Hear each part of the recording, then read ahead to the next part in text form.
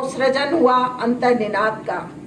यह बात निश्चित है, जब नारी किसी विचार भूमि पर चिंतनशील होती है तब वह खरी विश्लेषक होती है। वह एक सचेतक एवं वस्तु स्थिति की दिग्दर्शक भी होती है। अंतर्निनाद एक ऐसा आईना है जिसमें नारी सरोकार के अतिरिक्त युग बोध भी झलकता है। विमोचन का समय निकट आ गया है। हम सभी बहुत हर्षित हैं क्योंकि कोरोना के काल में और ये हमारा विमोचन का विमोचन का कार्यक्रम धीरे धीरे करके आगे बढ़ता ही गया। हम सभी बहुत आज हर्षित हैं, सभी बहुत प्रसन्न हैं। एक तो हमारी बहुप्रतिष्ठित पुस्तक अंतर्निनाद का विमोचन होना है और वो भी इतने गणमान्य मंच के द्वारा। हम सभी लोगों की प्रसन्नता का कोई पराकाष्ठा नहीं है। मैं मंच से निवेदन करूंगी, कृपया हमारी इस अंतर्निनाद पुस्तक का विमोचन करें।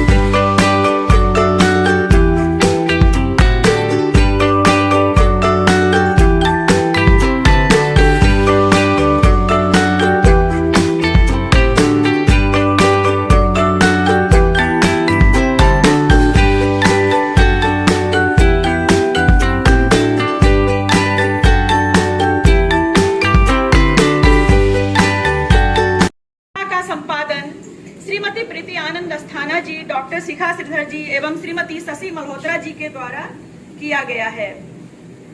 पत्रिका भावों के विविध रंगों से रंगी हुई है, जहां कहानी, आलेख, संस्मरण, यात्रा वृतांत एवं कविताएं हमारे मन के द्वार को खोलकर आईना दिखा रहा है, तो दूसरी तरफ समाज की विद्रूपता को भी दर्शाता है, फिर उसका समाधान एवं समस्याओं को सुलझाता भी है।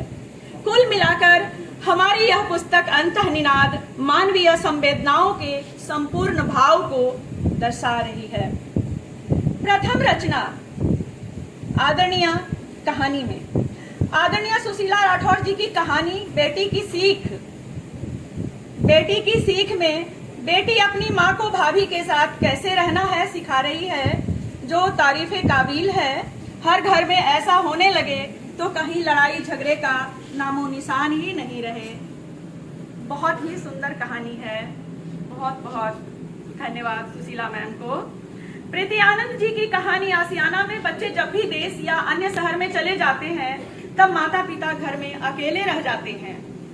ऐसी स्थिति में बच्चे पैतृक घर को बेचने की बात करते हैं। यही स्थिति बुजुर्गों के लिए दारुण दुख देने वाला होता है, परंतु यहाँ बूढ़ी माँ जीते जी घर नहीं बेचने का फैसला करती हैं और कहानी का अंत सुखद होता है। बहुत बहुत बधाई प्रीति मैम। आदरणीय गीता यादवेंदु जी की कहानी नासमझी का हस्र में आज के युवा पीढ़ी की नासमझी को दर्शाया गया है। आज की युवा पीढ़ी स्वतंत्र होने के साथ साथ स्वच्छंद भी हो गए हैं, जो उन्हें संस्कार से भटकाती है और उसका अंत बहुत ही भयावह होता है। इस कहानी के माध्यम से लेखिका युवा पीढ़ी को जगाने का कार्य कर रही हैं। बहुत बहुत बधाई। मधु ओझा जी की कहानी किरण की माँ चरित्र पर आधारित बड़ी ही मार्मिक कहानी है, जहाँ एक परिवार का विघटन हो जाता, अंत में सभी मिलते हैं पर एकजुट नहीं हो पाते। अब पछताए होत क्या जब चिड़िया चुग गई खेत। बहुत ही अच्छी कहानी है। मधु जी को बहुत बहुत बधाई। दलजीत गरेवाल जी की कहानी सहमता बचपन। सहमता बचपन में घृणित मानसिकता से ग्रसित अपने ही रिश्तेदार या सगे संबंधी जो छोटे छोटे नौनिहालों के साथ घिनौनी करतूत करते हैं, कैसे हम सजग रहें, यह कहानी हमें सावधान एवं सचेत करती है। सार्थक कहानी। बहुत बहुत बधाई। प्रीति आनंद अस्थाना जी की कहानी पिघलने लगी बर्फ में बेटा बेटी में फर्क करने वाली मानसिकता को दर्शाया गया है, लेकिन कहानी के अंत में जब माँ अकेली होती हैं तो वही बेटी आकर उनसे गले मिलती है, फिर उनका स्नेह जाग उठता है। बहुत ही सुंदर कहानी है पिघलने लगी बर्फ। ज्योत्सना सिंह की एकांकी संवेदना में एक ऐसे माता पिता की कहानी है जिन्हें बुढ़ापे में बेटी के घर रहना पड़ता है। भारतीय परंपरा में दामाद के घर का भोजन वर्जित माना गया है। ऐसी स्थिति में उन्हें आत्मग्लानि होती है। इसके लिए हमें अपनी मानसिकता बदलनी होगी और परंपराओं को तोड़ना होगा। माता पिता को जहां अच्छा लगता है वहां रह सकते हैं। शशि मल्होत्रा जी की कहानी संजीवनी में देश की रक्षा में सेना के नौजवान किस तरह अपने आप को कुर्बान कर देते हैं और उनके हंसते खेलते परिवार पर क्या बीतता है, उसका मार्मिक चित्रण हुआ है। इतनी सुंदर रचना के लिए आपको बहुत बहुत बधाई। रचना सिंह जी की कहानी मृत्यु भोज, जिसमें एक गरीब परिवार है। परिवार के मुखिया का निधन हो जाता है। घर में विधवा पत्नी, माँ और बच्चे रह जाते हैं। इनके लिए मृत्यु भोज देना बहुत भारी पड़ रहा है। कहानी में मृत्यु भोज जैसी कुप्रथा पर प्रहार है।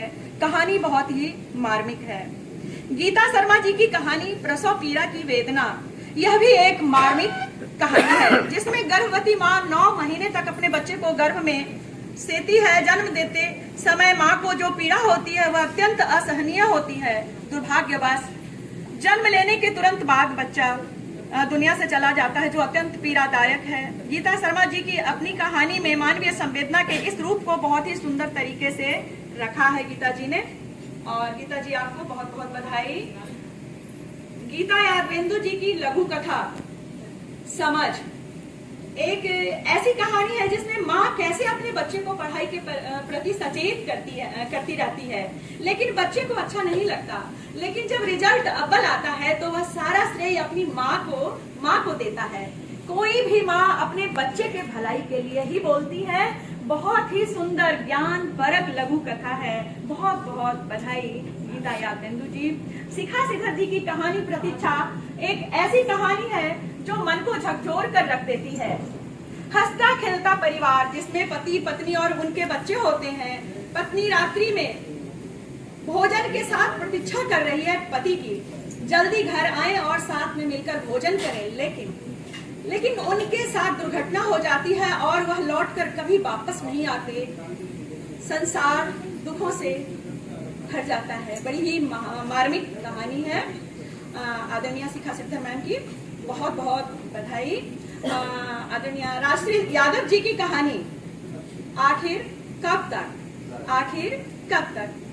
आखिर कब तक में समाज का एक विद्रूप रूप देखने को मिलता है। बेटा बेटी में जहां फर्क समझा जाता है, वहीं अगर बेटी पैदा होती है तो औरत को जिम्मेदार ठहराया जाता है और उसे प्रताड़ित करते हैं। जबकि साइंस के हिसाब से ऐसा नहीं है। हमें अपनी मानसिकता बदलनी होगी। समाज से प्रश्न पूछता आखिर कब तक। बहुत अच्छी कहानी है।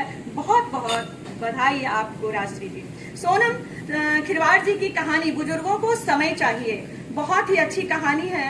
बुजुर्ग जीते जागते हमारे बीच भगवान के समान हैं, हमें उनकी सेवा करनी चाहिए। बच्चों को दादा दादी की सेवा के लिए प्रेरित करना चाहिए। समाज को आईना दिखाती, बहुत ही सुंदर कहानी। बहुत बहुत धन्यवाद। करुणा सिंह जी की कहानी बहू बनी बेटी में आज की स्मार्ट सासू माँ को दिखाया गया है, जो अपनी बहू को बेटी की तरह प्यार करती हैं। निश्चित ही यह हमारी बदलती हुई मानसिकता है।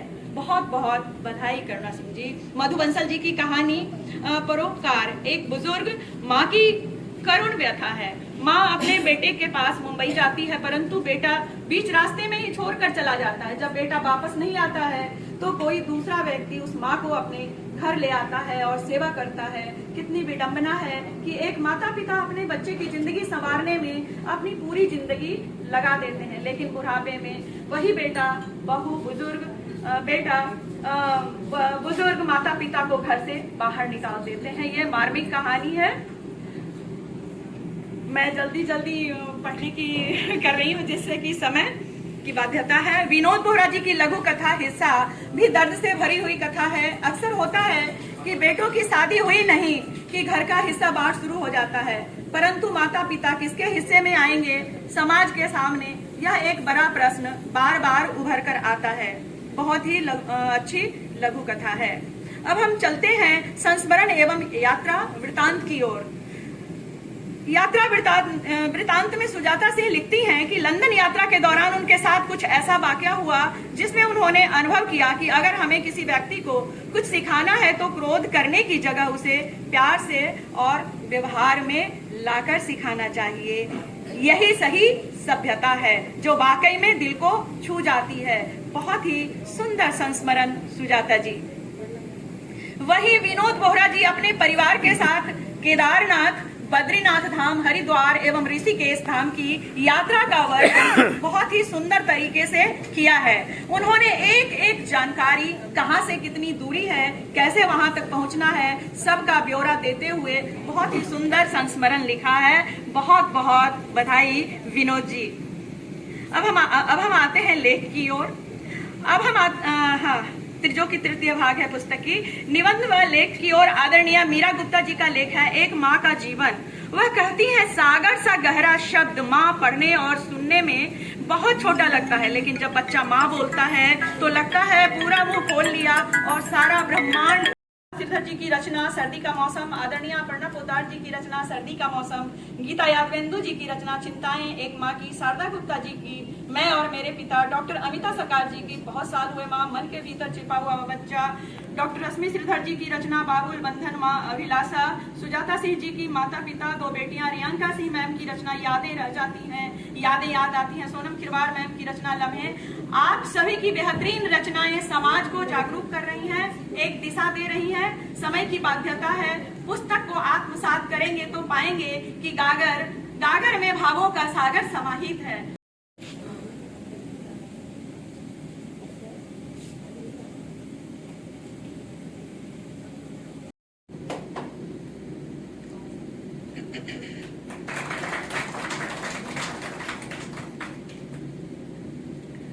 साहित्य समाज का दर्पण होता है, लेकिन इसके साथ ही समाज का मार्गदर्शन भी करता है, हमें जीने के लिए मूल्य भी देता है।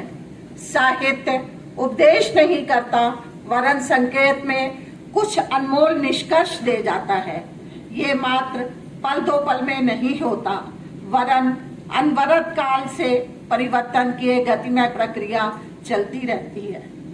साहित्य की श्रेष्ठता से हमारी संस्कृति की श्रेष्ठता का ज्ञान होता है, क्योंकि साहित्य में सनातन मूल्य होते हैं जो हमारे जीवन को जीने योग्य बनाते हैं और साथ ही हमारा मार्गदर्शन भी करते हैं। और आज इसी कड़ी में, इसी श्रृंखला में डॉक्टर गीता यादवेंदु जी की पुस्तक राह जिंदगी की। गीता जी हमारी पूर्व महासचिव हैं। वर्तमान में आप शिकोहाबाद के डिग्री कॉलेज की प्रिंसिपल हैं। गीता जी बहुत सुंदर, बहुत सारगर्भित लिखती हैं। विभिन्न पत्र पत्रिकाओं में आपकी रचनाएं छपती रहती हैं, हम सभी पढ़ते रहते हैं। किसी भी रचना के सृजन में, उसके जन्म में क्या क्या मन में विचार उत्पन्न होते हैं, क्या मन में, हृदय में विचार मंथन होता है, कितना मानसिक उथल पुथल होती है, तब किसी रचना का जन्म होता है, तब किसी रचना का सृजन किया जाता है। ये सब आज हम स्वयं डॉक्टर गीता यादवेंदु जी से ही पूछते हैं। डॉक्टर गीता यादवेंदु जी अपनी पुस्तक राह जिंदगी का परिचय देंगी। अपने शब्दों में क्या हृदय में विचार हुए, क्या विचार मंथन हुआ, क्या मानसिक उथल पुथल हुई, क्या वह समाज को देना चाहती थी राह जिंदगी की। लेकिन लिखना मेरी जिंदगी का एक हिस्सा है जिसके बिना मैं खुद को अधूरा महसूस करती हूँ। प्रस्तुत कहानी संग्रह, जिसका कि शीर्षक राह जिंदगी की है, इसमें अलग अलग विषयों पर लिखी हुई कहानियां हैं और पाठकों को ये कहानियां कितनी पसंद आएंगी ये तो जब वो पढ़ेंगे तभी उनको समझ में आएगा या बताएंगे। लेकिन मेरा प्रयास सदैव यही रहता है कि मैं समाज को कुछ सार्थक दे सकूं। हम वही लिखते हैं जो हम अपने आसपास के समाज और परिवेश में घटते हुए देखते हैं और जो हमारी संवेदनशीलता को झकझोरता है, उसे ही हम शब्दों के रूप में अभिव्यक्त करते हैं और अपनी सोच को, अपनी पीड़ा को, अपनी करुणा को शब्दों के रूप में ढाल देते हैं। और उत्तर प्रदेश लेखिका मंच से मेरा पुराना रिश्ता है। मैडम प्रतिमा अस्थाना मैडम से मैंने बहुत कुछ सीखा था जीवन में, और प्रीति भाभी, अपर्णा मैम, सभी का मुझे प्रोत्साहन रहता है। और मैं जो भी लिखती हूँ, जो भी काम करती हूँ, उसमें मेरे पूरे परिवार का, मेरे पति का, सबका मुझे सहयोग रहता है। तो मैं सबके प्रति बहुत ज्यादा आभारी रहती हूँ। और कुछ पंक्तियां कहना चाहूंगी, लिख के लाई थी। मिलता नहीं किनारा तो क्या हुआ, मिलता नहीं किनारा तो क्या हुआ, दरिया नहीं बहता किनारा ढूंढने को। मिलता नहीं किनारा तो क्या हुआ, दरिया नहीं बहता किनारा ढूंढने को। दरिया तो बहता जाता है, दरिया तो बहता जाता है, अंत में विलीन कर अपना अस्तित्व अथाह सागर में समा जाता है। दरिया तो बहता जाता है, अंत में विलीन कर अपना अस्तित्व अथाह सागर में समा जाता है। अगर मैं दरिया हूँ, अगर मैं दरिया हूँ तो ये संसार सागर है। अगर मैं दरिया हूँ तो ये संसार सागर है। मुझे नहीं ढूंढना कोई किनारा, मुझे नहीं ढूंढना कोई किनारा, संसार रूपी सागर में विलीन हो जाना है और एक दिन अपना कर्म करते करते इस संसार से चले जाना है।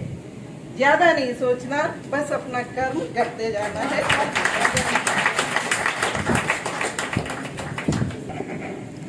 विमोचन किसी भी लेखिका के लिए बहुत ही विशेष दिन होता है, विशेष पर्व होता है। मैं मंच से आग्रह करूंगी कि कृपया राह जिंदगी का विमोचन करें और गीता यादवेंदु जैसे भी निवेदन करती हूँ कि अपनी पुस्तक का विमोचन जो है जरूर किया जाए।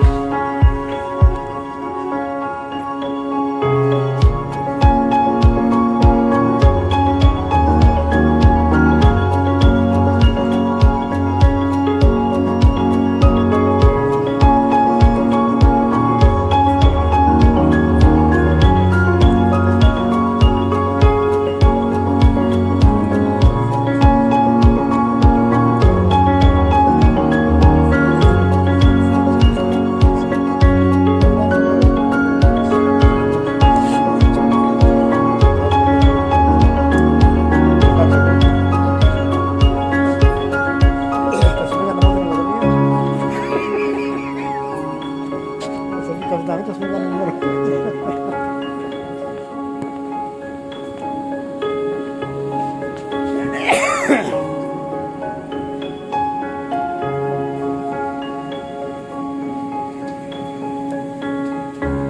पुस्तक का शीर्षक है राह जिंदगी की।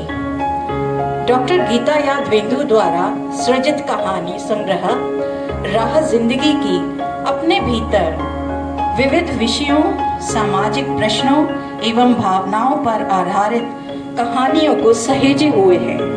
कहानी संग्रह की प्रत्येक कहानी अपने आसपास के परिवेश के प्रतिनिधित्व को करती हुई लगती है। कहानी संग्रह की प्रथम कहानी स्मृतियों का जाल एक लड़की की स्मृतियों की संस्मरणात्मक मनोवैज्ञानिक कहानी है। द्वितीय कहानी मुक्ति अपने आसपास की ही किसी आम लड़की की कहानी लगती है, जो कि तमाम विपरीत परिस्थितियों में भी अपने जीवन के निर्णय खुद लेकर महिला सशक्तिकरण की मिसाल बन रही है। कहानी संग्रह की शीर्षक कहानी राह जिंदगी की सकारात्मकता का संदेश देती हुई एक बेहद रोचक कहानी है, जो एक लड़की मंजरी के जीवन के सफर का चित्रण उसकी सखी शुभ्रा के माध्यम से करती है। कहानी पटखनी एक कामकाजी सफल स्त्री के विवेक, समझदारी और सहनशीलता का चित्रण करती है, वहीं पुरुष की उस मनोवृत्ति का भी चित्रण करती है जिसके चलते हमारे समाज के पुरुष स्त्री को हे नजरों से देखते हैं और उसे सम्मान नहीं देते हैं। जुड़वा बहनें कहानी योग्यता को ही श्रेष्ठ गुण बताते हुए उसे निखारने का संदेश देती है। जीवन में चुनौतियां परिस्थिति जन्य होती हैं, किंतु उन चुनौतियों को स्वीकार कर आगे बढ़ना होता है। कहानी में नमिता जो नायिका है, जहां चुनौतियों को स्वीकार करके अपने व्यक्तित्व को निखारती है, आगे बढ़ती है, वहीं शमिता कभी भी अपने अंतर की ईर्ष्या से मुक्ति नहीं पा पाती है। तो इसका परिणाम इस कहानी में दिखाया गया है। यादें पेड़ों की यह कहानी वृक्षों और पर्यावरण के प्रति जागरूक करती है। एक संस्मरणात्मक कहानी है जो लेखिका के पर्यावरण के प्रति प्रेम को दर्शाती है।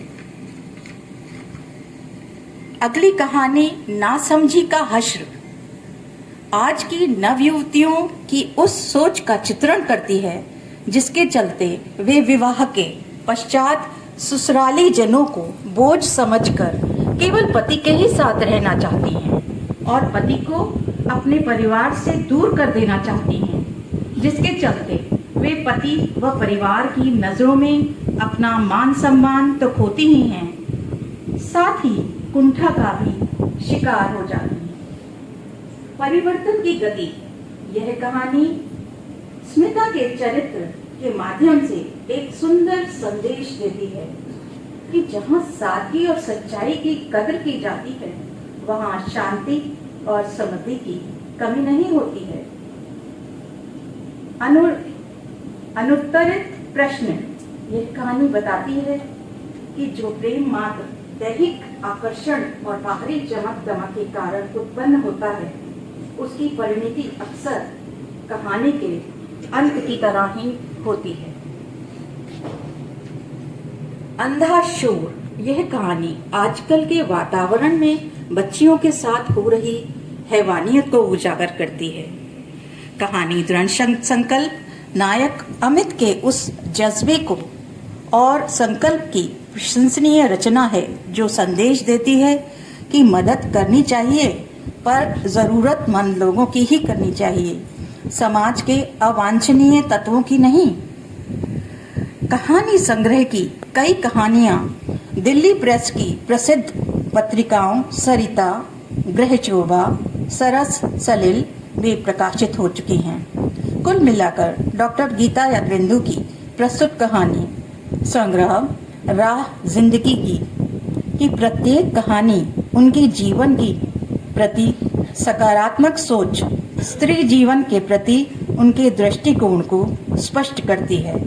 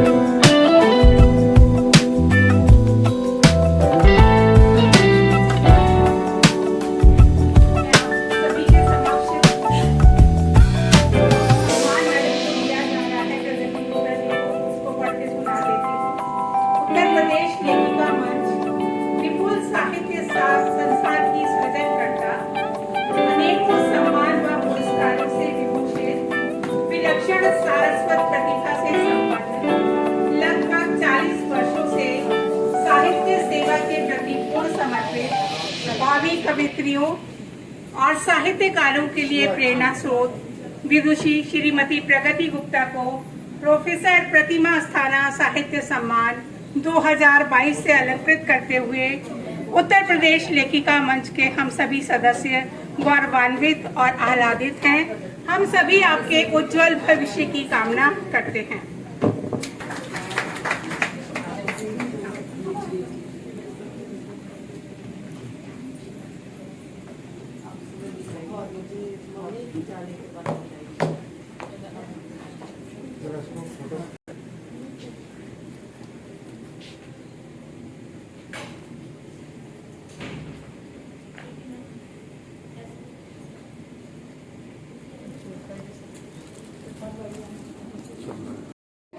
कि इसी निनाद की वजह से आज हम शब्दों के इस संसार को रचना सीखे हैं। इसी से हमारे जीवन को नए अर्थ मिले हैं। गीता जी की पुस्तक का नाम भी बहुत प्रभावित करने वाला है। उनको भी बहुत सारी शुभकामनाएं। आज के समय में जिस व्यक्ति के पास अपने दुख और सुखों से जुड़े हुए अनुभवों के लिए हम अपने मन को स्थिर और शांत रख पाते हैं। आज यहाँ पर स्त्रियां हैं, काफी तादाद में हैं, तो मैं कुछ उनसे ही जुड़ा, उनकी सृजन से जुड़ा कहना चाहूंगी। न जाने क्यों मुझे लगता है कि स्त्रियां बाय डिफॉल्ट ही सृजक होती हैं। उनके जीवन की शुरुआत ही, उनके प्रारंभिक बचपन ले लो आप, चाहे कोई भी उसकी अवस्था ले लो जीवन की, वो कुछ ना कुछ ऐसा करती हैं जहां पर सृजन की झलक मिलती है। अब बात आती है कि स्त्रियां जिस दिन स्वयं को पहचान जाती हैं या खुद के गहरे उतरना सीख जाती हैं, उस दिन उनका स्वयं के साथ साक्षात्कार हो जाता है। सृजन करना सिर्फ कागज पर कलम से लिखना नहीं है। सारे दिन में जो भी स्त्री करती है, घरेलू स्त्री हो या कामकाज की स्त्री हो, वो जो भी करती है उसमें वो अपने हुनर का 100% डालने की कोशिश करती है, तब उसका जीवन, उसका दिन सार्थक होता है। यही इस सृजन का चरम है, जिसमें कुछ दृश्य होता है और कुछ अदृश्य होता है। अगर मैं अपने दृष्टिकोण की बात करूं तो मुझे एक सरल, सहज और जो समर्पित स्त्री है वो मुझे ईश्वर और प्रकृति के समकक्ष बैठी हुई हमेशा नजर आती है। जब बहुत कुछ करने के बाद भी एक कामकाजी स्त्री हो या घरेलू स्त्री, उसके किए हुए को नकार दिया जाता है या फिर उसके श्रम को शून्य बना दिया जाता है, तब यही निनाद उसको झंझोड़ता है और वो अपने व्यक्तित्व के हिसाब से विद्रोह करती है। इस विद्रोह का कोई भी स्वरूप हो सकता है। अपने अस्तित्व और अस्मिता को बचाए रखने के लिए स्त्री हर कोशिश करती है और यही कोशिश उससे सृजन का एक बहुत बड़ा संसार रचवाती है, जिसको पहचानने के लिए, जिसको समझने के लिए सामने वाले की खोजी दृष्टि होना बहुत जरूरी है। अगर मैं आज एक स्त्री के मन की कोलाहल की बात करूं तो यहाँ मैं अपनी कविता की कुछ पंक्तियां पढ़ना चाहूंगी। उसमें आप देखिए कि कैसे एक स्त्री सृजन करने के लिए व्याकुल रहती है और वो कुछ भी करने के लिए तैयार हो जाती है। कविता की पंक्तियां हैं। तुम्हारे अहंकार से जब जब टूटी हूं मैं, तुम्हारे अहंकार से जब जब टूटी हूं मैं, देखो तब तब कुछ नया रचती हूं मैं। तुम्हारे अहंकार से जब जब टूटी हूं मैं, तब तब देखो कुछ नया रचती हूं मैं। तुम जब जब ज्वालामुखी से फटे हो, तुम जब जब ज्वालामुखी से फटे हो, मैंने वहीं के उबले लावा से खुद के लिए भावों के रत्न चुने हैं। मैंने वहीं के उबले लावा से अपने लिए खुद के लिए भावों के रत्न चुने हैं। तुम यूं ही धधकते रहना, तुम यूं ही धधकते रहना। मैं शांत तुम्हारे होने पर खुद ही कुछ चुन लूंगी, मैं शांत तुम्हारे होने पर खुद ही कुछ चुन लूंगी। जितना उफनोगे उतना ही गहरा मैं कुछ रच दूंगी, जितना उफनोगे उतना ही गहरा मैं कुछ रच दूंगी। तुम ज्वाला हो तो मैं भी धरनी हूँ, तुम ज्वाला हो तो मैं भी धरनी हूँ। सहर्ष ग्रहण तुम्हें करूंगी, स्वयं को शांत उन क्षणों में लिख लिख कर मैं करूंगी, स्वयं को शांत उन क्षणों में लिख लिख कर मैं करूंगी। तुम बिखरना मत छोड़ना, तुम बिखरना मत छोड़ना। मुझे इसमें पुरुष प्रवृत्ति सांसें लेती दिखती है। तुम बिखरना मत छोड़ना, मुझे इसमें पुरुष प्रवृत्ति सांसें लेती दिखती है। कुछ गहरा सोच अपनी तुष्टि को, कुछ गहरा सोच अपनी तुष्टि को मैं समेटकर सृजन करना नहीं छोड़ूंगी, सृजन करना नहीं छोड़ूंगी। अभी हाल ही में मुंबई के एक महिला पीजी विद्यालय में मेरा एक व्याख्यान था। उस पर मैंने स्त्रियों की सृजन यात्रा, अस्तित्व और अस्मिता से जुड़ी विषय पर ही अपना एक व्याख्यान दिया था। वहां पर सबसे खूबसूरत जो समय था उस चीज का, प्रश्न का, जिसमें युवा बच्चियां आपसे प्रश्न पूछती हैं।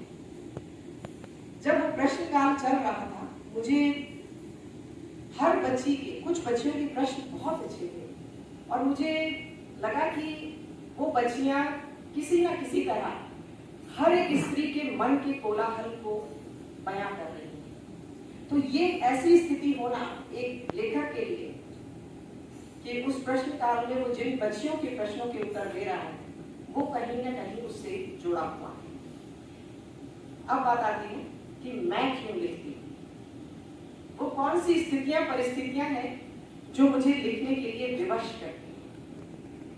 जब हम इस बात के लिए सोचते हैं, जब इस बात पर हम गौर करते हैं, तो सबसे पहले हमें अपना बचपन याद आता है, हमें अपने माँ बाप याद आते हैं। क्योंकि जो घर का वातावरण होता है, जिस माहौल में हम पलते बढ़ते हैं, वहां से हमारे सभी संस्कार, चाहे वो लिखने का संस्कार हो या अन्य संस्कार, वो सब वहीं से शुरू होते हैं।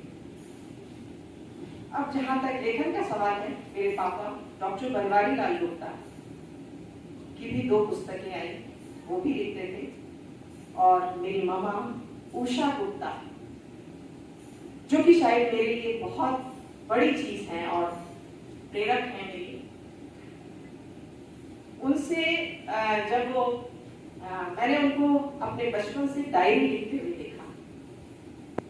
मामा को डायरी लिखते हुए देखना, ये बीज जो ये अंश था उनका लेखन का, ये मेरे बचपन से ही, मैं 8वीं या 7वीं में थी तब से मैंने डायरी लिखना शुरू कर दिया था। ये भूत तभी से चढ़ गया था। अब आती है बात स्कूल, कॉलेज और यूनिवर्सिटी की। मेरी सारी शिक्षा, जैसे कि बताया भी और मैं बता रही हूँ, कि यहीं आगरा से हुई, और जब तक स्कूल में रही सभी साहित्यिक और अकादमिक जो भी आयोजन होते थे उन सब में पार्टिसिपेट करती थी। निबंध, डिबेट कॉम्पिटिशन हो या फिर कोई भी कार्यक्रम, उसमें मेरी हिस्सेदारी रहती थी। और कविताएं लिखना मैंने 8th से शुरू कर दिया था। 11th या 12th का समय था जब मैंने पहला नाटक लिखा, और उसके बाद नाटक विधा से मैं नहीं जुड़ पाई और आगे वो वहीं रुक गया। स्कूल में रही, हमेशा कैबिनेट में रही, उच्च पदों पे काम किया हमेशा। यूनिवर्सिटी में गोल्ड मेडल भी मिला मुझे, ये एक मेरी ईश्वर मैंने एक उपलब्धि रही। अब बात आती है कि लेखन का शुरुआत बचपन से ही हो गई, मगर मैंने प्रकाशन करना शुरू कभी भी सोचा ही नहीं था कि मैं अपनी कविताओं का या कहानियों का प्रकाशन करवाऊंगी। पर ईश्वर निमित्त 2017 ये प्रकाशन का समय तय था। 2016 में नवंबर मामा का जाना हुआ, और जब मैं अपने कार्य क्षेत्र में काम नहीं कर पा रही थी, अपने आप को फोकस नहीं कर पा रही थी पेशेंट्स के बीच में, तो मुझे लगा कि मुझे अपनी डायरीज निकाल लेनी चाहिए। और जब मैंने डायरी निकाली और ससुराल में हमारी कोई परिचित थी, वो आई और वो एक पब्लिशर का नंबर दे गई। वहां से साहित्य के प्रकाशन की शुरुआत हुई।